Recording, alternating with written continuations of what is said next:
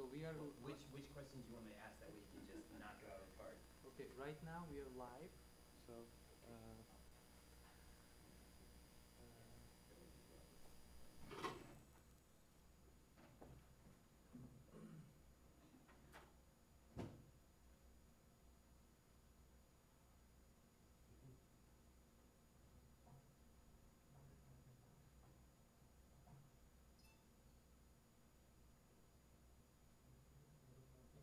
Can you turn down and talk? Yes, it's okay now. No, it's okay. Yes, I think it's okay.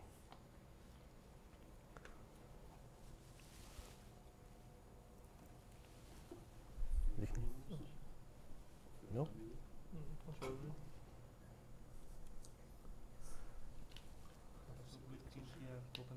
Άνοιξε το. Πάτε εκεί. Εκτέλεση αυτό.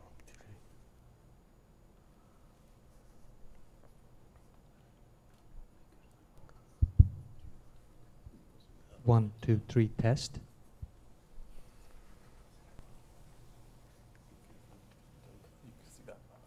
Ah, okay. Why not?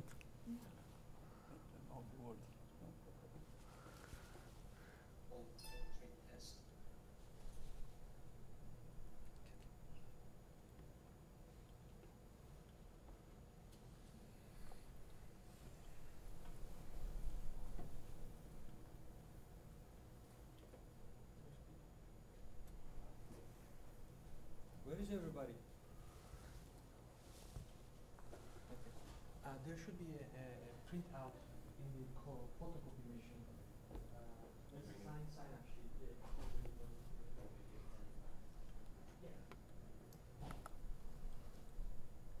Δεν το δείχνει, μάλλον δεν το δείχνει.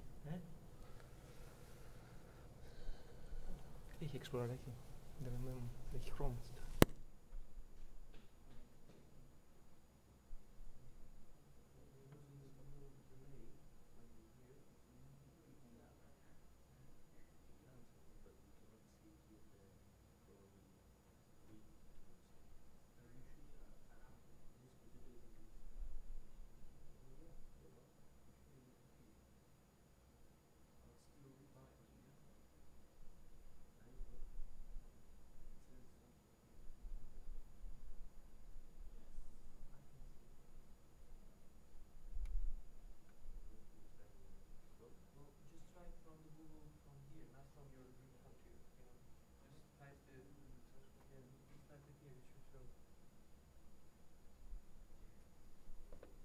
Come here, Hisham.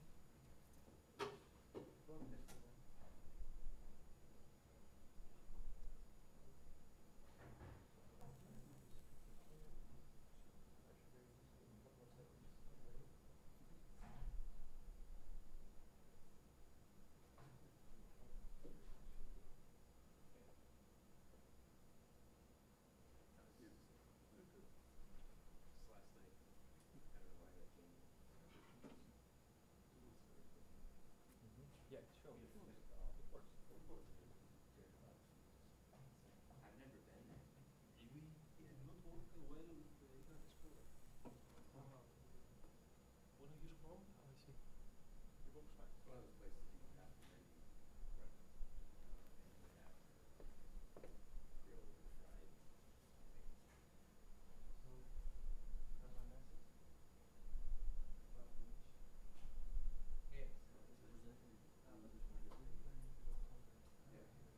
That's what which coffee is being used right now? I can't. The blue one.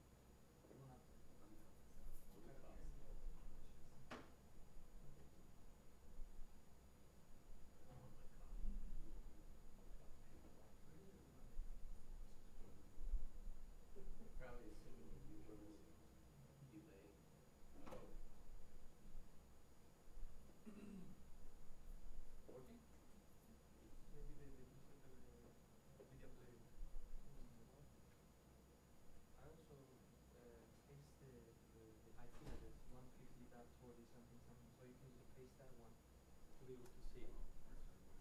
Yeah, that's a big question.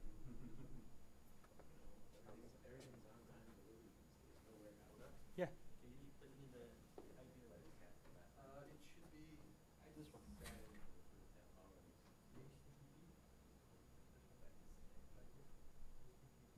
surprised that there's still not direct connectivity,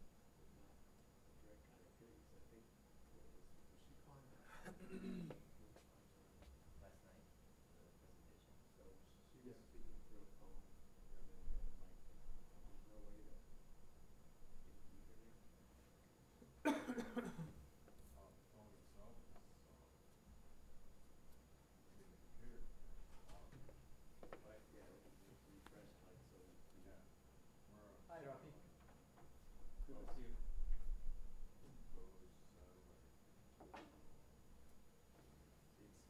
It's 5 seconds. Working? So she's like, Lane calls them all the time. I think there's no reason why you could.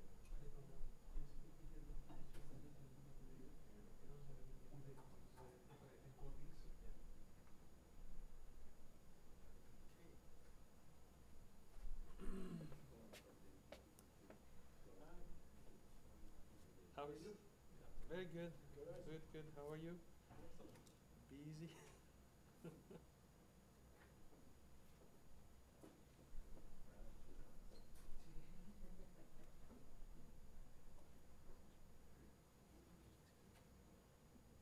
Yeah, you can come next to me. Don't be afraid. Don't be afraid, of course. Come closer to me so we can be in the.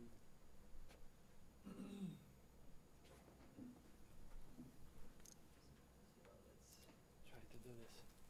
The new system, we are trying to get used to it. Oh, this is new? Well, the new live webcast system. Yes. Possible to shut the. I will. Yeah. That's a good idea. That's a good idea.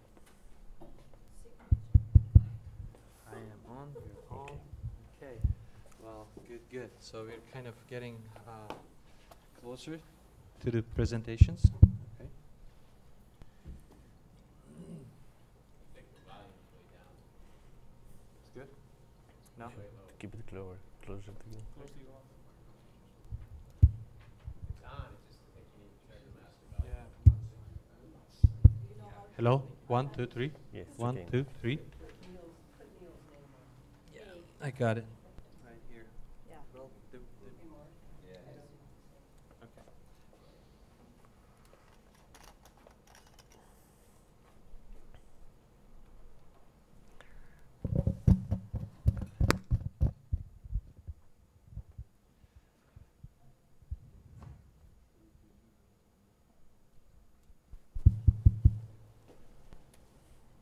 This doesn't have the.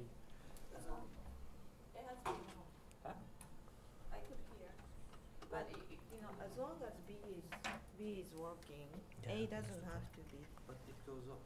So it's probably the battery. Oh. Well, you can use this one. That one? Yeah. Let's see if this is gonna work. Okay, yeah, this is better. Hello? Can you hear?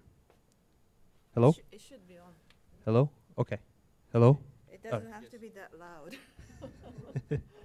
Okay. Well, let's get started. Hello, everyone.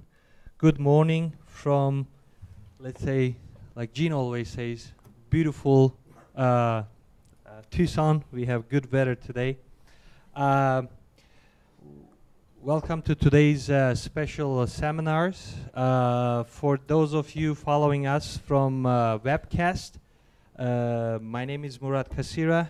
I'm from Agricultural and Biosystems Engineering Department and Controlled Environment Agriculture Center.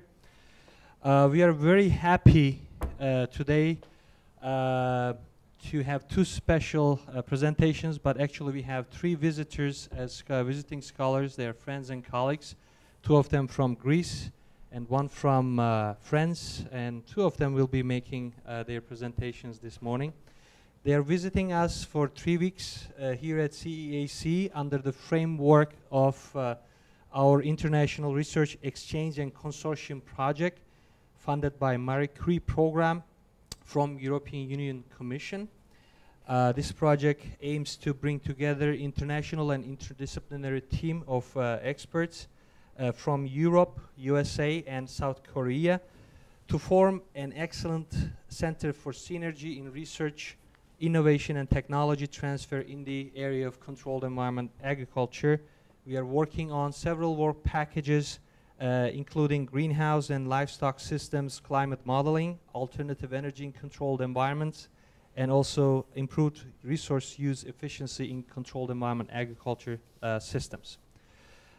Without further ado, I would like to introduce our first speaker to you, Dr. Nikolaos Katsoulas from University of Thessaly. His expertise is on greenhouse environmental control, crop and energy balance studies. His presentation will be followed by Dr. Thomas Bartzanas, and Thomas is a senior researcher and head of agricultural technology department in the Center of Research and Technology in Thessaly, Greece, and his expertise on environmental control, computational fluid dynamics applications, renewable energy use, and information technologies. So, gentlemen, welcome, and Nikolaos, please, floor is yours. Thank you, Murat.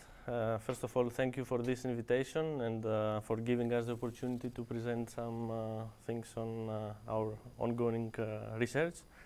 And also thank you for the perfect hospitality during our stay here. So I will try to start first of all with some things about our university and the research center. I'm working in the Laboratory of Agricultural Constructions and Environmental Control of the University of Thessaly. The director of this laboratory is the Professor Konstantinos Kittas. I am an assistant professor at this university. And we are collaborating with the Center of Research and Technology of Thessaly, where Thomas Bartzanas is working as a researcher, and in fact we are in one team working also with students of the university, undergraduate, postgraduate, and PhD students, that we form a team, let's say, to work all together. So first of all, let me show you where we and you are. You see there is a great distance. It's about 10 hours difference in our hour. And if we go to Zoom, in our case, in Greece, we are in the center of Greece. Here is Volos. Here is the University of Thessaly. The University of Thessaly is established in 4 cities that belong to the region of Thessaly. And Thessaly, and especially Volos, is the area where the mythical creatures Kendavros existed. Where you see Kendavros was a creature half a horse and half a man from the Greek mythology. So here is our administration building of the university, and you imagine where the dean's office is, in the best position in the building, in front of the sea.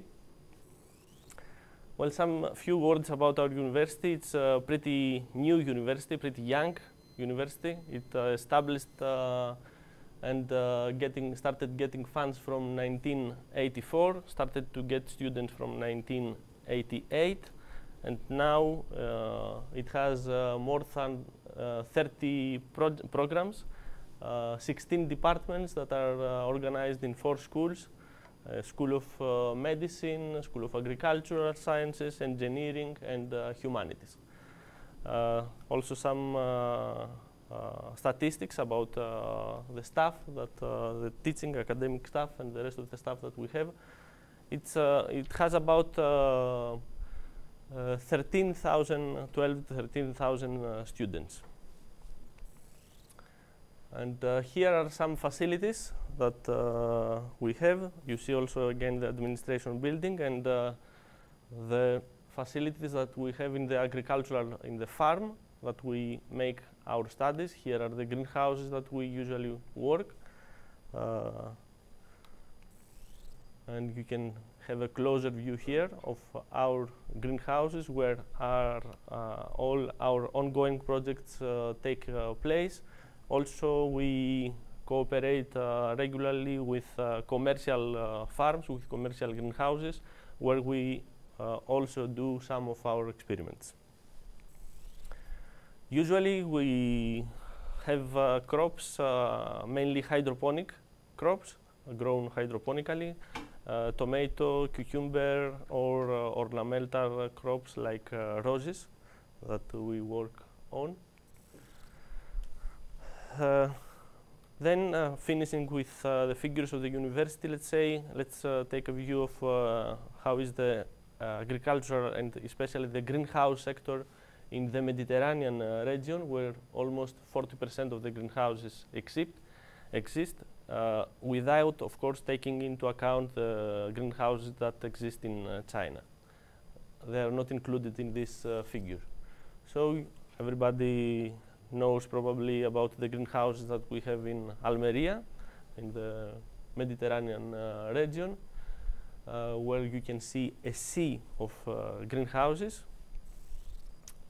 Since Spain is the leading country in the greenhouse sector, followed by Italy and Turkey, Greece has about 4% of the Mediterranean covered areas with greenhouses. Let's have a view of what is done in Greece, what we have in Greece. We have about 6,000 hectares. We are still, let's say, we have a increasing trend of the covered areas. The last decade we had also a very good increase. Most of the greenhouses are covered with tomato, almost 50%. It's covered with tomato. 25% is with cucumber, and then we have ornamentals and the rest of the vegetables grown in greenhouses. A great point that I have to mention here is that the climate conditions outside in Greece, not in the greenhouse, but outside, from March to mid of July, let's say, and from mid of August to end of October, are very good for crops to grow outside. Of course, we cannot have the same quality of products grown outside compared to the greenhouses. But these products compete with the products that we have in the greenhouses, and of course are produced with lower cost. In Crete, there is almost the 50% of the covered areas with greenhouses in Greece. This is Hierapetra. It's in the south of Crete, and we have many areas there covered with greenhouses. The main type of the greenhouse in Greece is tunnel greenhouse and the multi-span arched roof greenhouses. So these greenhouses cover almost, let's say, the 85% of the greenhouse that we have in Greece. The last years we have also the Gothic greenhouses developed that give a good shape for in plastic greenhouses in order not to have condensation on the roof and problems that we will see later on in the crop due to fungi development. And also the arched roof, the Gothic greenhouses have a greater volume that is more stable for the climate conditions. Of course, we have also some Dutch Venlo-type greenhouses that we see that do not fit exactly to our climate conditions because their ventilation system is not developed for Mediterranean regions where we have more needs for ventilation, but it's developed usually for the northern European countries. So we have to equip these Venlo-type greenhouses with climate control system for cooling during summer, as we will see later on. If we would like to make a comparison of the climate conditions that we have in Greece and in some other Mediterranean regions, we could use here the climograph to see the regional suitability, where we can see the mean monthly Earth temperature here and the mean solar radiation here per day. So when we are, let's say, below 8 degrees of temperature and below 8 megajoules per square meter per day of radiation, we may need lighting and heating during the day and night. And when we are between 8 and 18 of temperature, we need usually ventilation during the day and heating during the night, while above this temperature limit, we need cooling. So if we compare the climate conditions for Volos, that is the city of the University of Thessaly and the research center, we see that we need heating, ventilation and heating also, and cooling during these months here. So December, January, February, we need heating, a lot of heating, and then during summer we need cooling. If we compare these conditions with the conditions that we have in Almeria in Spain, we see that in Almeria we need, of course, less heating, but similar cooling like in the conditions in Greece. And if we add the climate conditions of Amsterdam in the Netherlands, that many greenhouses also exist there, we see that in their case they need heating and little ventilation, but not cooling. So we may have 50% more potential of lighting for crop growth during summer, but in our case we need a lot of cooling that is not easy to control during summer.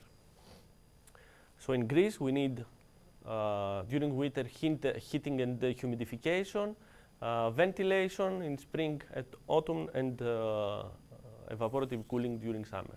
Heating, it's not difficult to do it, it's a matter of cost, in fact. There are the systems, and if you install, let's say, a proper system with pipe rail heating or a growth pipe here, you can have the very good conditions about temperature in the greenhouse. It's all a matter of cost to control this system and control the temperature in the greenhouse. The majority of greenhouses in Greece have steel or plastic pipes, usually over the ground. And in a project we tested also the fan coil heating the air and the air by fan coils or by pipe, by steel pipes. And we saw there, of course, that when we had the pipe and air heater, the losses, the heat losses from the greenhouse were higher than when we had the pipes only.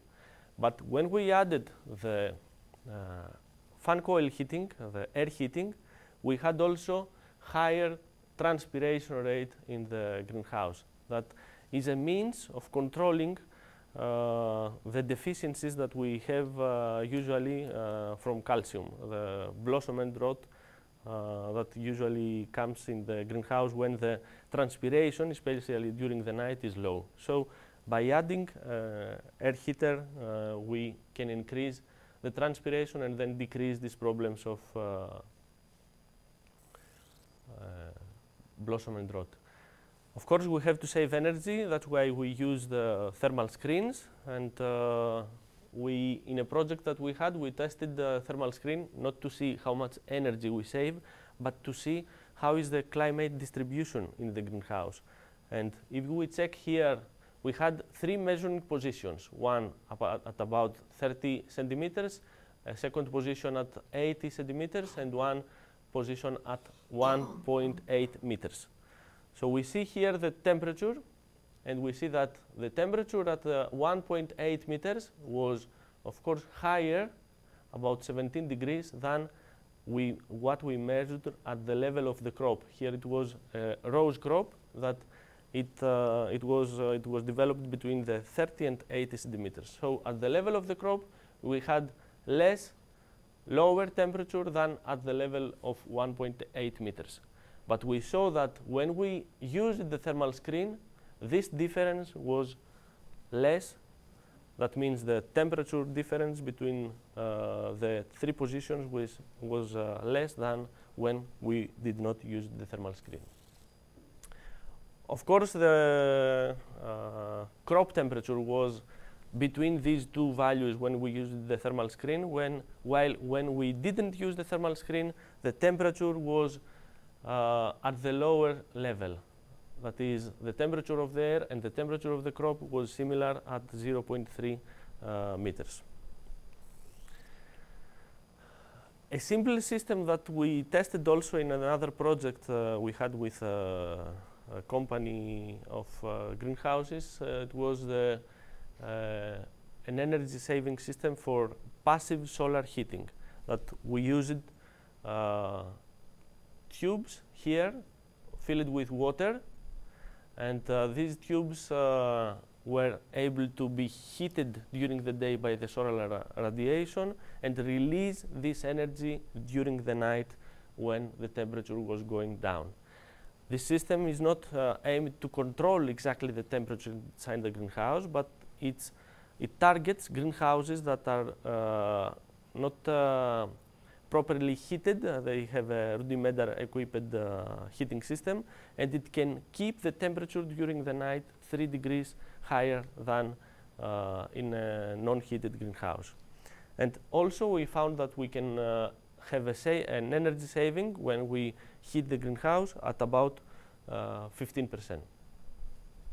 The innovation of this system that we tested was that it was combined with a hydroponically grown crop. So we used this system as a tray in order to have the growing slabs above this system. It was used like a channel, let's say, in order to have the hydroponic crop inside this channel. We need also dehumidification during the winter, and this need is increasing as soon as we tight the greenhouse, and the new greenhouses are more tight for the air, so we don't lose air outside the greenhouse, so we don't lose humidity, and the humidity increases inside the greenhouse, and we have usually these problems at the roof of the greenhouse where drops drop down over the crop, and then we have fungi development. We tested a new material with a company that makes plastic cover materials for the greenhouses, Plastica Kritis, and we tested a new material that is anti-drop. That means it does not allow the water to make drops, but droplets, but it forms a film. So we tested it for 2 years, and we saw that we could decrease the fungi development in the greenhouse and the pesticide use to about 50%. So let's pass to the rest of the period of the year. We have negative results because of the high solar radiation. Similar conditions may exist here, I assume. Usually during summer we have high temperatures and high vapor pressure deficit. Let's say how far we are from the condensation. The vapor pressure deficit can show us how far we are from 100% humidity or something like this. Due to these conditions, and because most of the greenhouses are not equipped with cooling systems, we have smaller growing periods. So the growers, let's say, start from January and finish mid of July, and then they start a new cultivation again at mid of August or end of August in order to continue for the next of the period until December.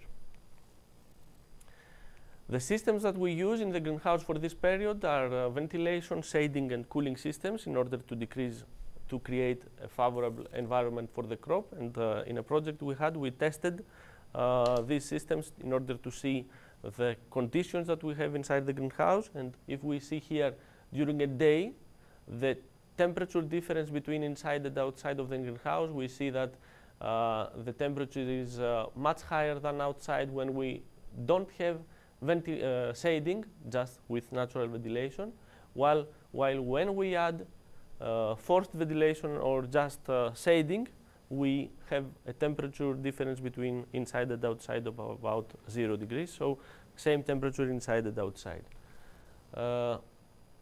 Of course, we have great effect by shading on vapor pressure deficit. We create more favorable environment inside the greenhouse. And of course, when we add the fog cooling system, we decrease the vapor pressure deficit a lot to about 2 kilopascals. We saw also in this project that when we used the shading, although we decreased the energy going into the greenhouse by shading, the transpiration of the crop increased at about 25%, because when the crop was not shaded, it was under stress conditions, and this can be seen by the stomatal conductance of the crop, where it was very low without shading and increased during the day when we added shading system or fog cooling system. So fog cooling system, it increases the stomatal conductance of the crop. That means the crop is able to transpire a lot, but also to absorb the CO2 from the air and then to have higher rates of photosynthesis. If we test just the temperature of the air during a day here, with and without a fog cooling system, we can see that with the fog cooling system, the temperature is about 5 degrees lower in the greenhouse with the cooling system than in the greenhouse without the cooling system. And of course, this difference also exists for the leaf temperature. The leaf temperature in a greenhouse cooled by fog system, it was much lower than the leaf temperature in a greenhouse not cooled with the fog system. We saw also a decrease in the transpiration rate when we used the fog system. It was decreased at about 20%.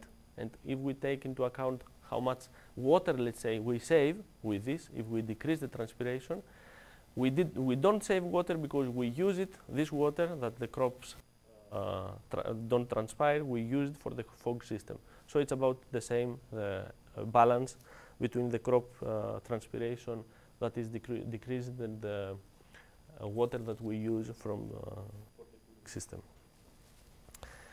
If we pass now to the microclimate distribution that we checked with another project that we had, because we are interested to create an environment inside the greenhouse that is favorable for the crop, but usually in commercial greenhouses we control one position.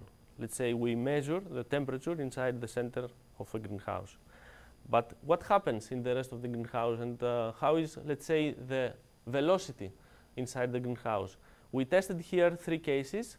One case that the greenhouse had only roof openings, a case with sided roof openings, side openings here and roof here, and with just side openings. And we saw that, of course, the air velocity was higher when we used both vents, but was more homogenized when we used just the roof opening. Also, we checked by measurements the distribution of temperature inside the greenhouse that was cooled by a fog system. And here in the first slide, in the first graph, we can see the temperature difference between inside and outside when fog system was not used, while in the second we see the temperature difference between inside and outside while the fog system was used. And we see that is more homogenized in the second case, the temperature in all the greenhouse than in another case. Because in the first case, it's affected very much by the ventilation of the greenhouse, where the opening is and from which position the air goes into the greenhouse. Another system also that is used for cooling during summer, you also know it, is the fan and pad cooling system. But the disadvantage of this system is that it has a temperature degree that you can see in the bottom of the slide, from the pad to the fans. You see that there is a temperature increase of about 5 degrees of Celsius in a greenhouse that is about 40 meters here. So we can decrease the temperature inside the greenhouse with the cooling system, but we have to find a solution in order to have a more homogeneous temperature distribution inside the greenhouse. With this case here, we can have a crop that is in good climate conditions at the first meters of the greenhouse, but then the temperature increases, so we may have different development rate of the crop and also then of the production and yield. In the frame of working with cover materials, we saw already the work about Addi-Drop and Addi-Fog polyethylene films. We have also been working with UV absorbing polyethylene cover materials, photoselective and cooling films, films that reflect the NIR, the near infrared radiation of the sun. So in one of the experiments that we had, we compared 3 greenhouses covered with 3 different cover materials. In one of the greenhouses, we had the common plastic polyethylene cover material that almost 5 to 7% of the UV radiation entered. And the last one was a greenhouse that 0% of the UV radiation entered the greenhouse. We used these materials for 3 years, and we saw that while in the 0% UV transmission greenhouse, we had no increase of the UV radiation inside the greenhouse. The material kept its properties. The other 2 materials lost their properties during time, and while the common material had almost 5 to 7% at the beginning, at the end of the 3rd year it had almost 30% transmission in the UV radiation. With these materials, we aimed to reduce the insects inside the greenhouse, and we found that thrips and whiteflies were reduced significantly inside the greenhouse, especially in the greenhouse with the UV 0 transmission. And even when they entered the greenhouse, it was late in order to affect the crop. Another project that we are working on is about developing the decision support system for management of the drainage solution in closed hydroponic systems. In the Mediterranean region, a great problem that exists is the presence of sodium inside the water that we use for irrigation of the hydroponic crops. So this sodium, when the hydroponic system is closed, it accumulates and then it affects our yield and development of the crop. So we developed a system based on a model that we have for sodium accumulation inside the closed hydroponic system in order to manage the drainage solution and discharge this drainage solution when the sodium concentration in the system was higher than a certain point. We found in the first results, because it's a current experiment, we found that we could increase the water use efficiency in the closed and semi-closed systems. Here is the water use efficiency that we had for a short period with an open system, and then when we compared with a closed and semi-closed, semi-closed was a system that discharged the drainage solution when the sodium concentration overpassed the 10 millimoles per liter. In order to control the irrigation of the hydroponics crops, generally we use models that account for transpiration of the crop. But with these models that are based usually on solar radiation and vapor pressure deficit, we are not sure always about the needs of the crop. So we wanted to test if we could use some of the sensors that exist for controlling the irrigation of the hydroponic systems or hydroponic crops using these sensors. And we had some good results, and in our next experiment we will control the irrigation of the crop based on solar radiation and vapor pressure deficit, namely on transpiration of the crop, and also on the humidity, on the volume of the water that exists inside the slabs of the hydroponic system. And a last one of our experiments, of our projects, is on growing crops in screen houses. So we test currently some insect-proof screens or shading screens. And in the first slide here, you can see a pepper crop grown outside. It's a photo from this year experiment. Here it's an insect-proof screen and anti-thrip insect-proof screen with 35% shading. Here a same screen with 15% shading, and here just a green shading screen, not insect-proof, with 35% shading. Here is the crop during several development stages in the 3 screen houses and outside. And here are some images with thermal camera of the temperature of the crop that we measured in the 3 screen houses. And here are also some interesting results that we have that are under treatment now. We can see that the plant height is related with the ratio of red to far red radiation, and we had a good relation here for these results. And also we had a very good relation between the biomass that was produced and the transmission in the PER radiation, the photosynthetically active radiation.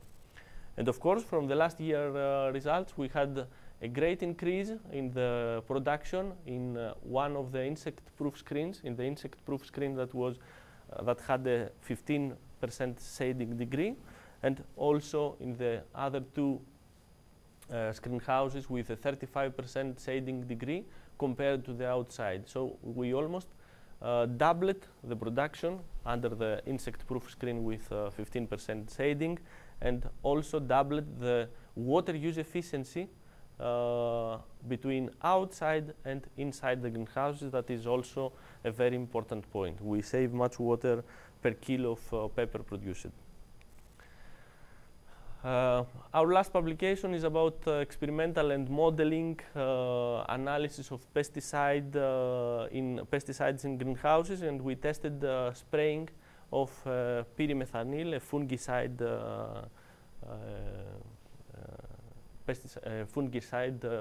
for control of a fungicide. And here we can see the concentration during 7 days that we measured the concentration of the pyrimethanil in percentage, let's say here, and in actual values here in the 2 axes. We saw that the pyrimethanil, the drift that goes outside, it accounts for about 15% of the total active ingredient of pyrimethanil that we spray inside the greenhouse. So when we have the greenhouse closed and some liquid ventilation goes out, or after 1 day we open the vents of the greenhouse, the total in 7 days that we measured here was about 15%. Only 15% goes outside. And none of this goes to the water because it is soon photodegraded. It is destroyed, let's say, from the sun, from the light. The interesting thing that we found is that almost 4 days after the application, we had 30% of the pesticide over the leaves. So that is, it means that the workers can go in. There is no problem in their inhalation. There is no active ingredient present in there, but there is on the crop. So we have to take cautions when touching the crop because the pesticide is still there. So here I would like to thank you for your attention, and if there is time, I would like to show one video of the University of Thessaly.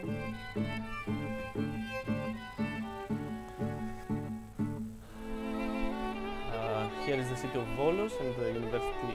Το Πανεπιστήμιο Θεσσαλίας είναι ένα σύγχρονο και δυναμικά εξελισσόμενο περιφερειακό πανεπιστήμιο με εγκαταστάσεις σε όλες τις πρωτεύουσες των 4 νομών της περιφέρειας Θεσσαλίας, αλλά και σε άλλες περιοχές. Ειδικότερα, στο Βόλο είναι εγκατεστημένα η κεντρική διοίκηση του Ιδρύματος, η κεντρική βιβλιοθήκη και 12 από τα 16 τμήματα. Three prefectures are the cities of Larissa, Trikala and Karditsa. This is the university hospital in Larissa, and here are the schools of veterinary in the other two cities and of rehabilitation and athletics that do exist. Okay. And it's a view here from above for Volos. It has a very nice seaside with many places to have a nice time during afternoon or night. And here are some laboratories of the university in the different departments that we have between the 16 departments that I told you that the University of Thessaly has.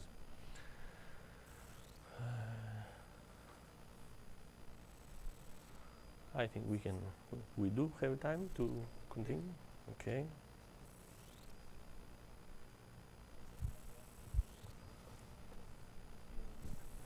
I think.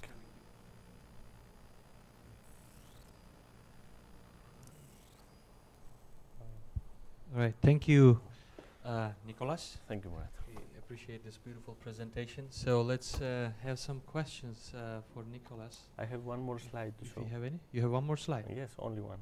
Okay. The last All right. one. Sure, please, go for it. Okay, Can you? one more slide.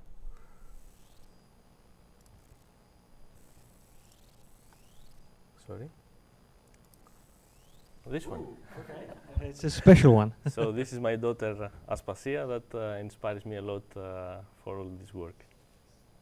Thank you. Excellent. Okay, thank you. Any questions? Yes. Dr. Kubota? I was just wondering about the I was just wondering about the temperature gradient in your pipe heating system between the input and the output. When we talk about the experimental greenhouses, we have very low gradient because we usually use high flow rate, and there is about 3, let's say, degrees of difference, usually 3 to 4 degrees. But the system is connected in this way that there is no temperature decrease between the beginning and the end of the greenhouse. We have such loops that can take out these effects. Yes, please. One of the slides you showed, well, first of all, it was very interesting presentation. Thank you very so much. One of the slides you showed was vertical temperature profile with thermal screen and without. And I thought it's quite interesting, but wondering where is the canopy height? The canopy, it was a rose crop, and the canopy was between the 30 centimeters, let's say, and the 80 centimeters, below 1 meter. So the crop was, the crop height was less than 1 meter, almost the major part of the crop. Okay. And so you think the coldest surface in that night is probably the canopy level, or you think the soil, in the ground?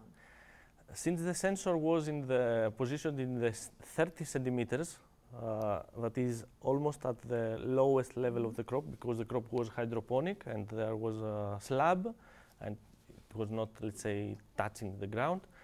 I think it was not the air, but not the soil, but the air that had this temperature. And the crop also. Yeah, so the crop temperature is probably the lowest point? Yes, yes. Okay. Because we measured also the temperature of the crop. Okay. In the next slide, you may also show it, that we measured the temperature of the crop at 30 centimeters and at 80 centimeters, and we also had a temperature difference there. The 30 is lower. At 30 is the lower, yes. Yeah, yes. yeah. With the lower Good, temperature. Good, thank you. other questions? I have one quick question. You showed us a slide with a water tube system under the canopy, and you said this is a new design, and you integrate the slabs on top of that. Is this how the system, just briefly, and also you showed another tube on top of the water slab. So what is that for? Yes, the system of these tubes, it's a very old system, let's say, that was used for heating, for passive solar heating of the greenhouses. So the system existed. We just added some modification in the system. So we have the tube, and then we added two more tubes for the air to pass inside these tubes. So it was perforated tubes. We added these tubes and were attached to the other tube of the water in order to blow the air in these tubes and have more temperature, heat, let's say, exchange between the air and these tubes that were below.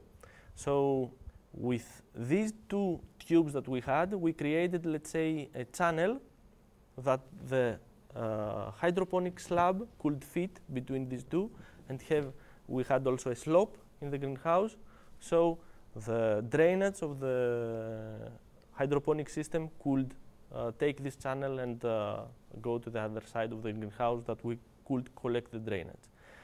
Putting these two perforated tubes above this tube, we increased the heating of these water tubes, so we collected more energy during the day and more energy was released during the night. And also, since these perforated tubes ran all the length of the greenhouse, we had more homogeneous temperature conditions. The air that was blown in these tubes was the air from the greenhouse that was hot, let's say, during the day, so we passed the hot air in these sleeves and heated the water, and then during the night we were taking the cold air of the greenhouse and passed again through these tubes and heated slightly there. So we could save about 15% of energy. Thank you. Any more questions for Dr. Katsoulas? Yeah. Not sure. So insect screen house. I understand that dense insect screen house could limit the ventilation. Of course. And then increase the temperature inside. Does anyone actually measure ventilation rate of screen house? This project has to do also with ventilation. We try to calculate the ventilation by the water balance method. That is, we measure the humidity of the air inside and outside, and we can make the balance in order to calculate the ventilation.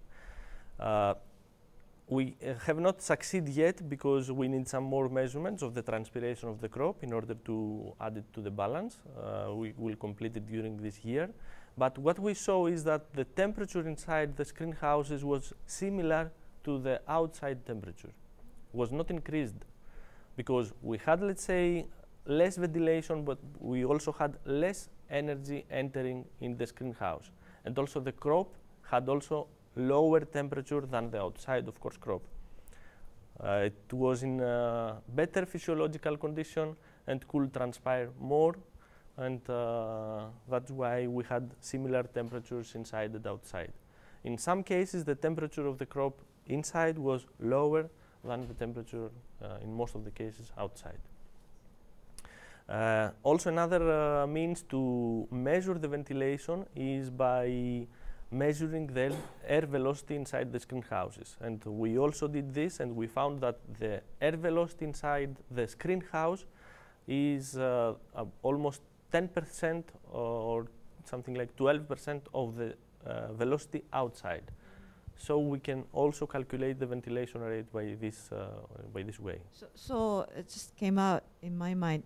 Do you think the screen house is actually have enough ventilation to exchange the air, but because of the limited air velocity inside, the plant temperature and soil temperature tends to be higher than outside situation. So it's not just ventilation, but more like limited convection, conduction inside the house. Yes, we limit also the convection, but from the measurements that we saw for 2 successive years, we saw that the crop temperature was not higher than the crop temperature outside. It was in similar or lower temperature than the outside, because mainly of the decrease of radiation, of the energy that the crop absorbed by radiation. We had 15% or 30 to 35% less radiation inside the screen houses than outside. So this alone decreases the temperature. If we have less convection, we may have increase by this factor, but the total gives a temperature lower than the outside. Interesting. Yes. Right, Chair. I remember reading a couple of papers from our colleagues in Israel, Meir Teitel and Ido Segener, Joseph Thani. They study these greenhouses and airflow patterns and microclimate there. And I remember similar comments like you raised, the changes in the boundary layer of the canopy or leaf and reduced air velocities leading to transpiration and leaf temperature increase. So there exists some literature there for the screen houses, and they're commonly used in Israel. There were no data for the production under the screen houses. Yes. So this is one of the originalities that we have now about the production. Nikolaos, thank you so much for this excellent presentation. Thank you. Appreciate it. So without losing some time, let's go for the second presentation from Dr. Thomas Bartzanas from the Center for Research and Technology of Thessaly. Again, for those of you following us from webcast, you have my email that you received from the announcement email previously. Please send your inputs and questions. I will try to help directing those questions to our speakers. Thomas? Okay, thank you, Murat. Good morning also for me. I'm very happy to be here with you today, and I am also very happy to join your center for a few weeks. Special thanks to Dr. Murat Kassira for his organization of these seminars, and also for his effort to make our life here in Tucson much more easy. So already Dr. Kassira has introduced me. I'm Thomas Bartzanas. I'm a researcher at the Center for Research and Technology in Greece. And my presentation has 3 main parts. Firstly, I will give you a short introduction, a short presentation of my research organization. Secondly, I will present you our vision for the development of an agrotechnology cluster. And finally, I will end off a presentation of our ongoing projects. So the Center of Research and Technology in Greece is a state-owned center for research. The first 4 institutes were established on January 2006. The institutes involve 150 scientists with an annual budget of about 3 million euros. The first 4 institutes of the center was the Institute of Technology and Management of Agricultural Ecosystem. The first director, and unfortunately the last, was Professor Kittas, who put the basis for this institute, and I will explain the next slide why the last. The Mechatronic Institute, the Institute of Biomedical Technology, and the Institute of Human Performance and Rehabilitation. So the center was established in 2006, and due to economic crisis, our government in 2012 has a severe reconstruction of our Greek research center, and with about 50% reduction of the research institutes. We are about 60 research institutes in Greece, and they decreased to 30. As a result of this decrease, the 4 institutes I present you in the previous slide were merged to 1. And now we have 1 institute with 4 departments: the agroecology department, the mechatronic department, the biomedical department, and the kinesiology department. Of course, the teams are the same and working on the same subject, but with a different, let's say, structure and organization. But this did not affect at all our work and our ongoing projects. This is a general organization. This is the organizational chart for 2012. The center is governed by its president and the executive board. We are under the auspices of the General Secretariat for Research and Technology in Greece, which in turn is controlled by the Greek Ministry of Education, Lifelong Learning and Religious Affairs. We have different departments, as you can see here. Here is the 4 departments with researchers, personnel, and postgraduate and PhD scholars. Some photos for our building facilities. This is the facilities in Volos. Colleague here working hard, only for the ends of the picture, okay?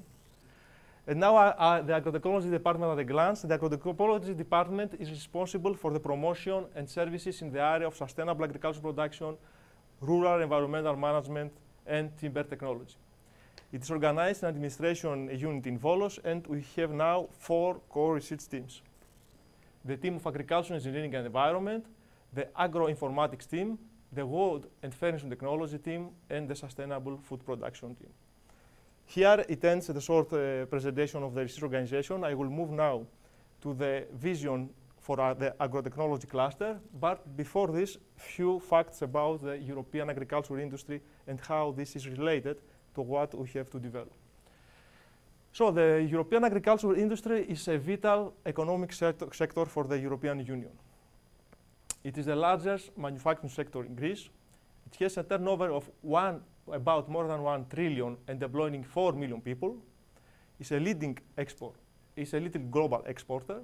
And the agro-food industry is thus central to the wider economic development of European as it develops over the next decades. So you can see here that the agro-food industry is very important for the European Union and for its economy. But at the same time, the agro-food industry and the agriculture in Europe is a sector under pressure.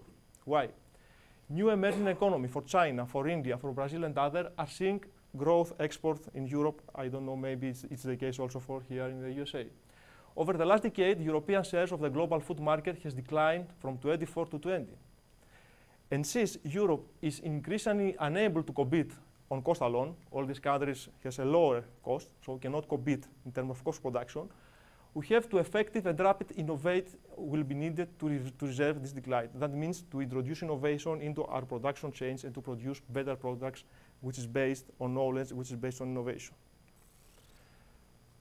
We see a picture for what happened in Europe. Let's see what happened in our region, in Thessaly in Greece. It's also an important sector of agriculture. In fact, our region in Greece is considered to say that the heart of agriculture, of Greek agriculture production. The food industry employs 80,000 people, with its number rising to 100. The agriculture and food industry in the region is the largest, biggest sector. Cotton, cereal, apples, vegetables, poultry, milk are the main agricultural products. The average size of farms has grown from about 1 hectare in 1970s to more than 10 hectares in 2007. And greenhouses and generally protected cultivations, as Nikos shows, also greenhouses, are steadily increasing in the region. In the region of Thessaly, one can find one of the most important food production and processing economies. But highly competitive Thessaly agricultural industry should not be only satisfy consumer demands for foods, quality and safety, but also meet the needs of the environment, nature conservation, and animal welfare. So in these 3 actions are based for our agrotechnology sector. The way forward, what we have to do in order to be innovative and what we have to do in order to help the agriculture in our region is to increase production of agricultural, but this is the key, in a sustainable manner. From increasing production alone, that it was the focus in the previous year, now with the move to a holistic integration of natural resource management with food and nutritional security. Simply means we have to produce food, but in an environmental friendly way. So how can you see the role of agrotechnology cluster? To increase the speed and quality of innovation, to increase research and development spending, to optimize knowledge capture and dissemination, and to adapt and to incorporate modern production into the production chains. I don't know how many of you are familiar with the term cluster, so I have put here a slide to briefly say to you what is a cluster. A cluster includes firms and other knowledge producing agents in a geographically concentrated area with interlinkage among them. What is an agro-food cluster? An agro-food cluster is a group of farmers, allied food and agricultural enterprises, individuals, research organizations, and other relevant stakeholders who work together on shared interests and toward a common goal, which is the goal to increase production, as I said before, in a sustainable manner way. In our center, and for this agrotechnology cluster, we have put 4 main goals. Precision farming, rational use of resources, control environment, which is our core of our research activities, and regional sustainability. Let's start with the control environment agriculture, which, as I said to you before, is the core of our research activities. We have research in 2 domains, greenhouse. Nikos explained to you that our team is dealing with greenhouse in the last 15 years, and recently also dealt about also with livestock production. For greenhouses, Nikos showed you already some of our experimental results in an ongoing project. We have made a lot of research with CFD for natural ventilated greenhouses. From fan-cooled greenhouses, in order to see how we can optimize both the design of this equipment, but also their management. For evaporative cooled greenhouses,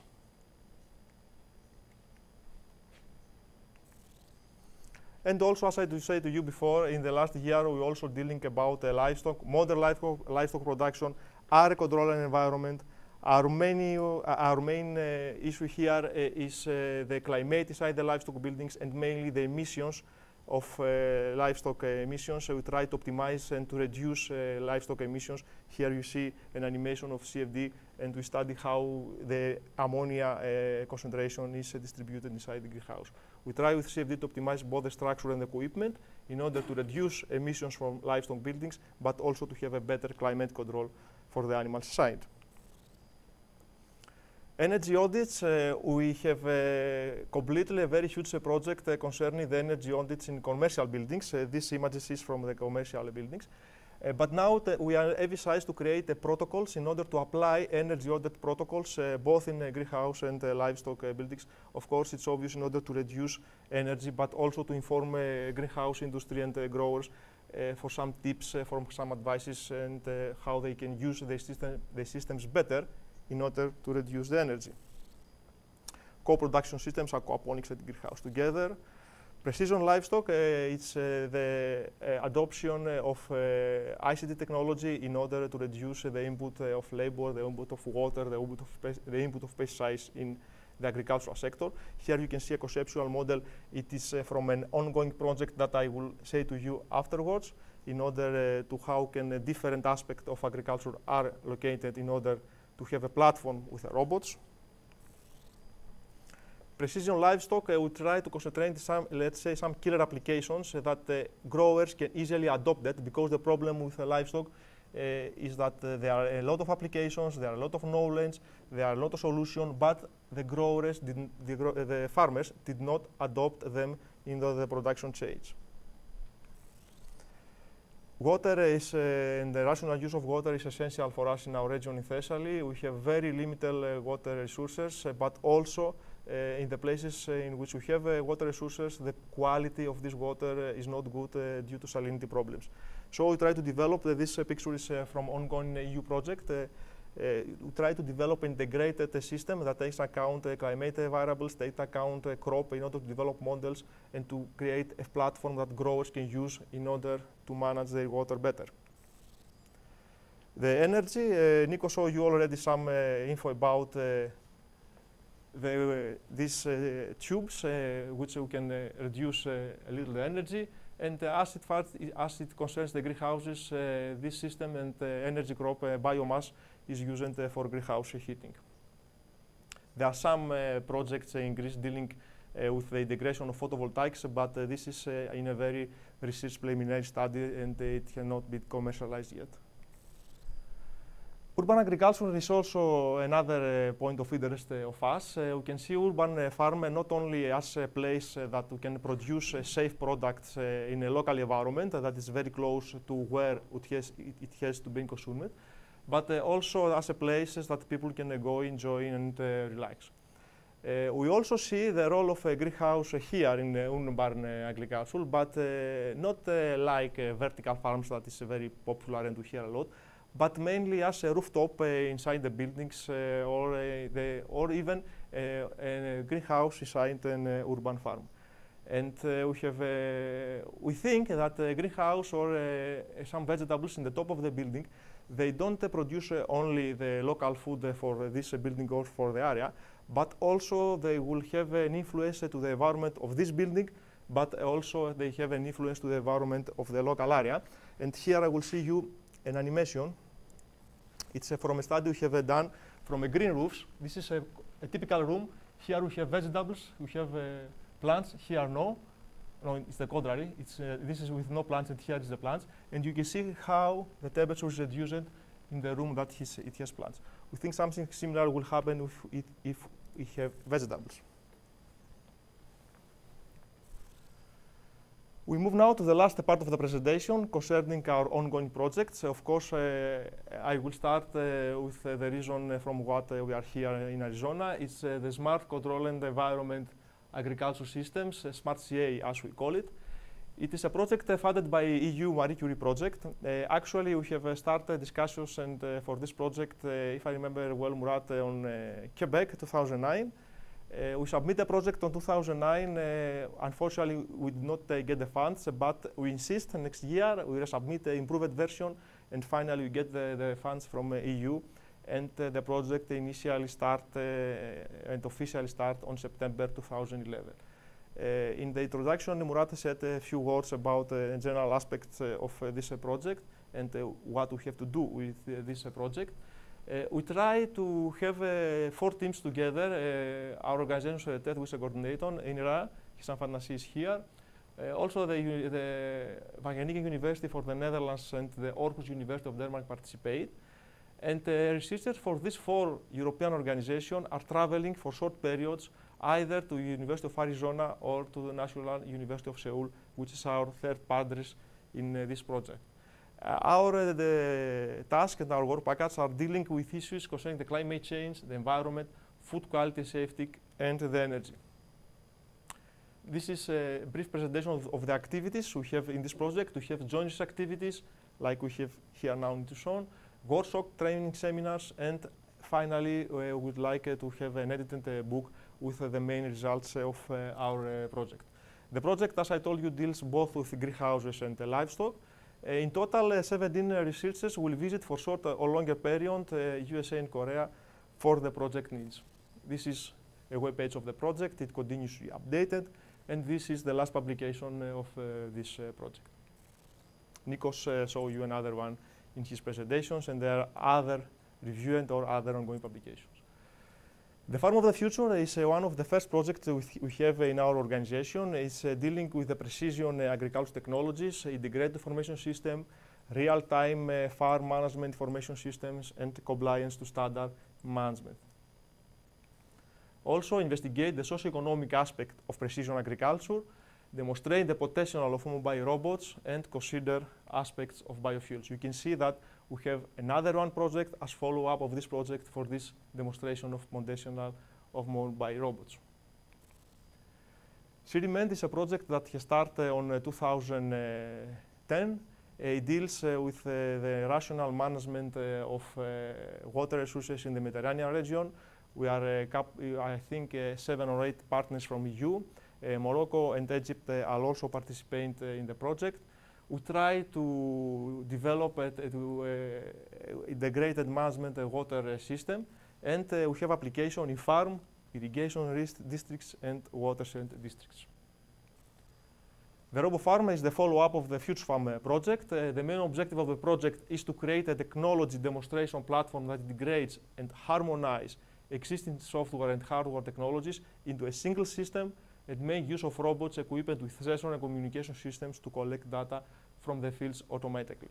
The project has been in the special, let's say, framework in Europe. It called it ICT Agri. It funds only projects that dealing with the application of ICT technologies in agriculture, and the project now is on the 2nd year. This is one of the first projects again we have. It's a national funded project, and it was deal with the development of a network for the collaboration in the areas of energy production and biofuels. We have different activities in this network. I can say it's more or less, it's like the IRSES program we have now, but let's say in a national level.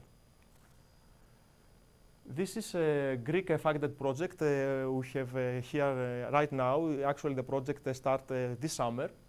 The problem is, as I said to you before, that in Greece we have either not a lot of available water resources, or in a region that we have water resources, like in Thessaly, this water is a pure quality. We have salinity problems. Recent studies have shown that increasing CO2 concentration through increasing photosynthesis may result in alleviation of salinity stress in salt-sensitive plants. Colleagues from bioinformatics and genetic departments of another institute dealing with this aspect and try using omic technologies and based on arabugalactic proteins, it's a field away from me, I don't know, okay? We will try to develop a test suitable biosensor which will enable a better control of CO2 concentration in order to alleviate salinity problems. In the framework of this project, we have our own walking room growth chamber. It's totally new, and this is the first plants we have put inside. And here we can try to make a lot of experiments in a small scale in order to see different concentrations of CO2 and how it works with different salinity problems.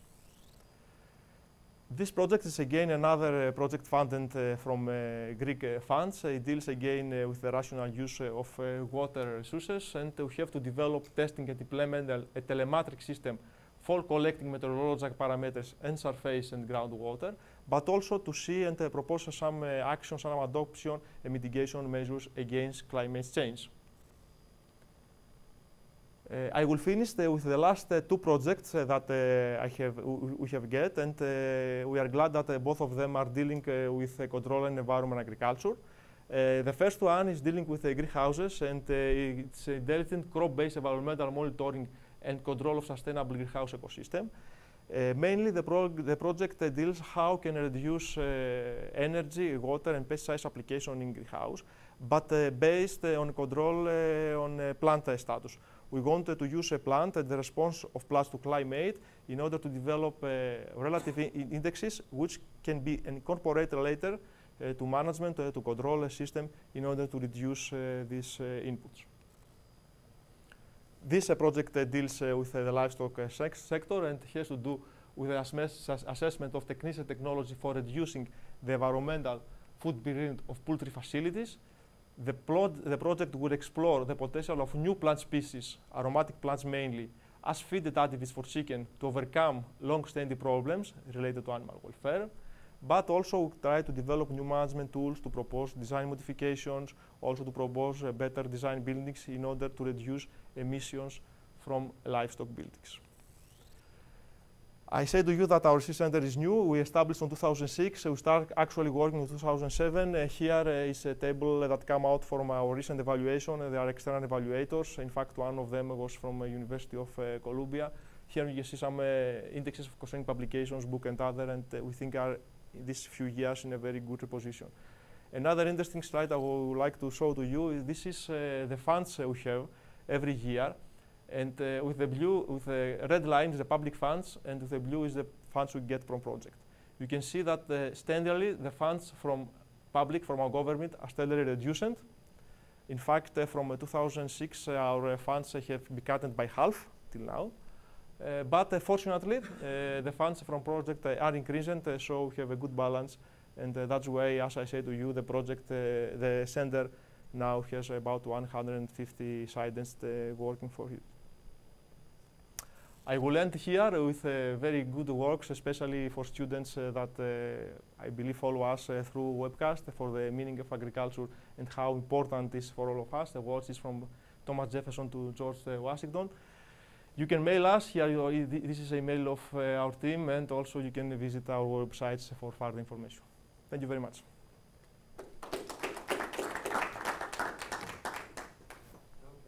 Thomas, thank you so much. Wonderful presentation. So let's have questions for Thomas.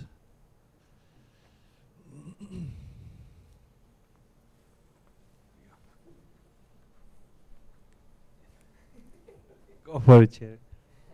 Yep. Since you show a lot of CFD, which is quite impressive, and always amazed how much computational power you have. If you know, I'm not familiar with this area, so I don't update the advance. But one thing I was interested in the past was CO2 distribution in the greenhouse. Have you or has anyone done that using CFD, potential CO2 distribution as affected by plant photosynthesis? You know, the different levels of canopies, and also injection part of the CO2. Okay. I'm curious. Yes. Very good question, and the problem you are dealing is a little difficult in order to handle in CFD, because every CFD problem, in order to be accurate and in order that we can use in these results, we have to validate it first. And not only to validate, but in order to use it better, we have to adopt some factors, some constants, some parameters that we have to use in the CFD model. That requires measurements. I believe that you remember that I showed to you a working room growth chamber. Okay, it's in the project that we have to apply different levels of CO2 in order to see salinity problems. This is one part of the project, but the CFD team will also use this totally closed environment. This is very good because we don't have external factors affect our solution, to try to develop a full model for CO2 and plus a photosynthesis respiration also. And in this closed environment, we can have as much of the measurements we want in a closed environment. So I believe in the next 6 months, we have also to present a model for CO2 and photosynthesis. As far as I know, our colleague Thierry Boulard and the team in Iraq has made some studies, but I don't know the extent of validation of these studies yet. But I will validate in a very close environment, and soon we have also information for this. Because we envisage at the end to have a fully CFD model describe all the functions inside the greenhouse, because so far we start with ventilation, the CFD model starts with ventilation, then we incorporate a crop, transpiration, and then we go further incorporating the effects of solar. But I think we steadily add something in order to have a complete CFD model. Yeah, the reason is because CO2 measurement is so challenging. Well, one point is easy, but understand the distribution is almost impossible. That's why we'll make it in this closed environment, a small scale. Okay. Right. Temperature is easy. Temperature you is just easy. need a lot of sensors. Yes. Yes. And the light is also easy. All you also can, is. you can have some sensors. But CO2 is something different. It's a gas, so you can deal with the gas, and so you have to have a closed environment chamber. Thank you. In line with that question, we have a CFD working group very active under International Society of Horticultural Sciences, and we just came from an international symposium. That was the first CFD symposium in agriculture, and we had a lot of experts from different areas, and we discussed about this kind of really interesting modeling efforts and integration to CFD. And this kind of models requires user-defined functions, because Fluent is not capable of doing everything with the simulation, but that requires external modeling and integration into the existing CFD software. We have been discussing about this under the framework of this collaboration, and it's a very interesting issue to address. Thank you. That's a wonderful question. Mm-hmm. We have an application will be published in the next I think next year. We have a lot of results, but now we work on publication of this work. Great. Yeah. Thank you. Other questions? I have one question, maybe two of you. We know that there is an existing challenge in Greece in terms of economic situation there. How did this affect? Obviously, it affected everybody, but how did this affect the practices in the agricultural domain? What some of the key changes that you see in the practice in agriculture, especially related to controlled environment agriculture? Mm-hmm. Okay, you have right. Economic crisis in Greece affect a lot of domains and affect also agriculture. But I think that affect agriculture in the good position, and I explain why. A lot of people, due to economic crisis, have been fired either by public services or by industry. A lot of shops have closed. The majority of people in Greece have some land, either from their parents or from their own. But so far, they don't deal with this land. Either they have the land empty or they have rented this land to another person.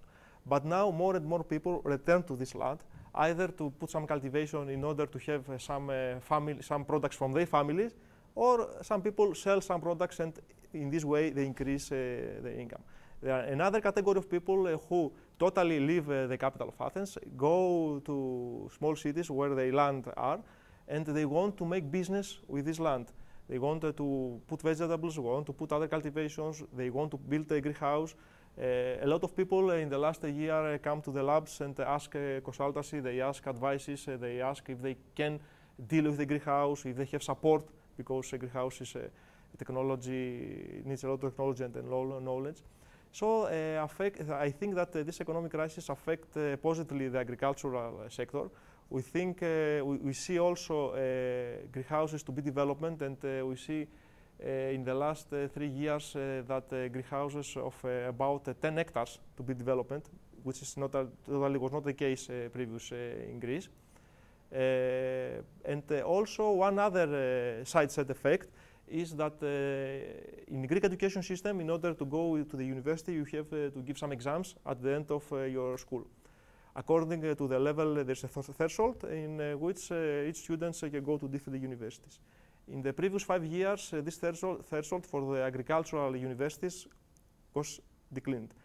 But this year, all the universities dealing with agricultural studies, has agricultural curriculum, has increased. I believe, and I think a lot of people who are dealing with agriculture and return to agriculture believe, but that the next generation of agricultural production will be a science-based agricultural production, and they know now that they need knowledge, they need capabilities, they need skills in order to have a good production with environmental friendly way. That's why they want to follow agricultural curriculum. That's why they need external services, and I believe also this another positive side effect of our economic crisis in agriculture. In Greece, agriculture was for many years the main economic factor, but this was declining in the last 10 years, but I think now it starts again to increase.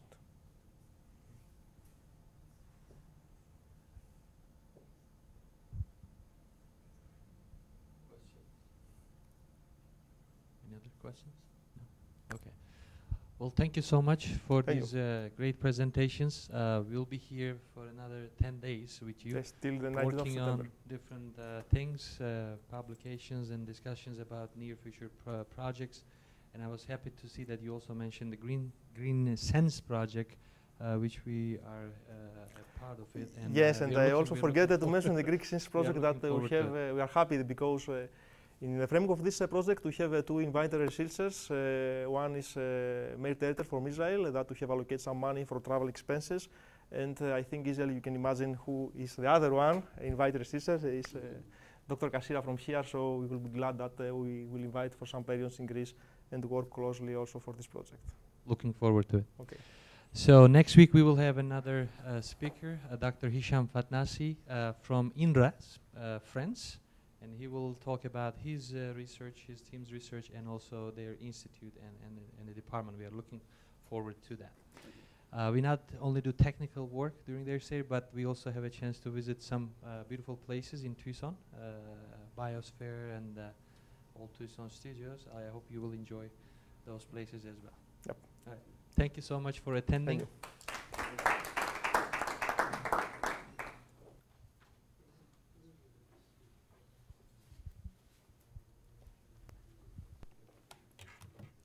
Close? Yes. It's close or no? Open. Close. Close. Speak slowly enough. Thank you. Yeah. Great. Yeah. Thank you. Very nice. Okay. Give me a couple of minutes so I will